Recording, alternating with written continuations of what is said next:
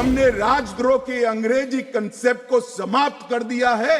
शासन के खिलाफ कोई भी बोल सकता है इस देश के अंदर। देश के खिलाफ आप नहीं बोल सकते हो। देश के खिलाफ बोलोगे, देश के खिलाफ कुछ करोगे, देश के हितों को नुकसान करोगे तो कठोर से कठोर दंड का प्रावधान इस कानून के अंदर है। इस कानून का संपूर्ण इंप्लीमेंटेशन होने के बाद तारीख पे तारीख का जमाना जाएगा। आज इस कानून को इस सदन के आशीर्वाद प्राप्त होने के बाद हमारी आपराधिक न्याय प्रणाली क्रिमिनल जस्टिस सिस्टम 19वीं सदी से निकलकर 2 सदियों का फासला काटकर 21वीं सदी में सीधी प्रवेश करेगी। आज कश्मीर से कन्याकुमारी और द्वारका से लेकर कामाख्या तक इस कानून के आने के बाद एक ही प्रकार की न्याय प्रणाली का चलेगी। इस कानून से राज्यद्रोह अब देशद्रोह के अंदर बदल गया है। आपराधिक न्याय प्रणाली जो अभी हमारे देश के अंदर काम कर रही है उसमें ये बैलेंस बिगड़ गया था और हमने इसके अंदर बैलेंस ऑफ वर्क का बहुत बारीकी से ध्यान रखा है। अगर मैनेजमेंट के विद्यार्थी इसको बारीकी से देखेंगे, मैनेजमेंट के विज्ञान के हिसाब से देखेंगे तो उनको मालूम पड़ेगा कि बैलेंस ऑफ वर्क को कितना फाइन ट्यून कर कर ये कानून के अंदर हमने प्रस्तावित करने का प्रयास किया है। और मान्यवर, मैं आपको और आपके माध्यम से सदन को और सदन के माध्यम से पूरे देश की जनता को विश्वास दिलाना चाहता हूं, इस कानून का संपूर्ण इंप्लीमेंटेशन होने के बाद तारीख पे तारीख का जमाना जाएगा। 3 साल में किसी भी विक्टिम को न्याय मिल जाए ऐसी न्याय प्रणाली इस देश के अंदर प्रस्तावित होगी।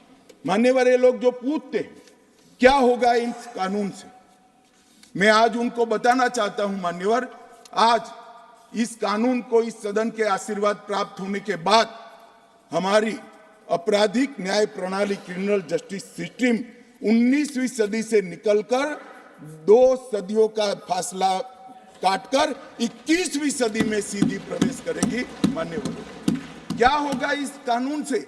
मूल भारतीय परंपरा की न्याय की अवधारणा को समग्र विश्व को हम परिचय करा पाएंगे और इसके सुफल इस देश की जनता चख पाएगी। क्या होगा इससे? जो पूछते हैं मैं उनको कहना चाहता हूं, विश्व की सबसे आधुनिक और वैज्ञानिक न्याय प्रणाली का भारत की 140 करोड़ की जनता के लिए उपस्थित है। क्या होगा इस कानून से? जो पूछते हैं उनको मैं बताना चाहता हूं कि आज जो विद्यमान है वो सारी तकनीक और आने वाले 100 साल तक जो तकनीक आगे बढ़ सकती है वो सारी तकनीक को सिर्फ रूल्स में परिवर्तन कर कर समाहित किया जाए, इतनी दूरदृष्टि के साथ तकनीक को इस कानून के अंदर समाहित किया गया। जो पूछते हैं क्या होगा इस कानून से, मैं उनको कहना चाहता हूं कि 7 साल से ज्यादा सजा है वो सभी घृणित अपराधों के लिए हमने फोरेंसिक साइंस लेबोरेटरी की विजिट को कंपलसरी किया है, जिससे कन्विक्शन रेशियो के अंदर बढ़ावा होगा। ये जो पूछते हैं क्या होगा इस कानून से, इनको मैं कहना चाहता हूं, अंग्रेज चले गए, पूरे देश में 4 प्रकार की न्याय प्रणाली चलती थी। आज कश्मीर से कन्याकुमारी और द्वारका से लेकर कामाख्या तक इस कानून के आने के बाद एक ही प्रकार की न्याय प्रणाली का चलेगी।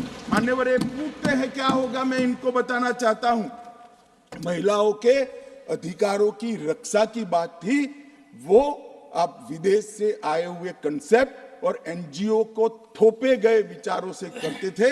हम मातृशक्ति के सम्मान के लिए परंपरागत हमारा जो सम्मान है वो सम्मान को इस कानून के अंदर कानून का स्वरूप देने में सफल हुए हैं, मैं बताना चाहता हूं। मान्यवर, तो पूछते हैं क्या होगा इस कानून से? आजादी के 75 साल तक और 4 दशक से आतंकवाद का दंश झेलने के बाद इस देश की आपराधिक न्याय प्रणाली के कानूनों के अंदर आतंकवाद की डेफिनेशन नहीं थी। नरेंद्र मोदी जी ने जीरो टॉलरेंस टुवर्ड आतंकवाद का परिचय कराते हुए टेररिज्म की डेफिनेशन को इसके अंदर शामिल किया है। मान्यवर, जो पूछते हैं इस कानून से क्या होगा, मैं उनको बताना चाहता हूं कि इस कानून से राज्यद्रोह अब देशद्रोह के अंदर बदल गया है। राज्य के शासन की रक्षा के लिए एक जमाना था जब ब्रिटिश ताज का इस देश के अंदर शासन था मान्यवर, रानी के खिलाफ कोई आवाज नहीं कर सकता, फांसी पे चढ़ा दिए जाए।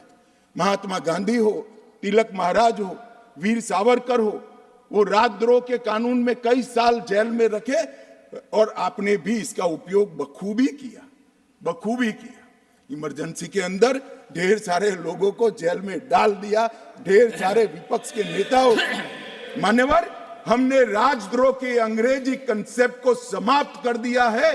शासन के खिलाफ कोई भी बोल सकता है इस देश के अंदर। अब वाणी स्वतंत्रता का अधिकार भी है और लोकतंत्र है, मगर देश के खिलाफ आप नहीं बोल सकते हो। देश के खिलाफ बोलोगे, देश के खिलाफ कुछ करोगे, देश के हितों को नुकसान करोगे तो कठोर से कठोर दंड का प्रावधान इस कानून के अंदर है। व्यक्ति और देश के बीच में क्या अंतर होता है? डेमोक्रेसी का जो मूल विचार है, लोकतंत्र का जो विचार है, देश महान होता है, व्यक्ति महान नहीं होता है। मान्यवर, इसको इस कानून के माध्यम से हम ला रहे हैं।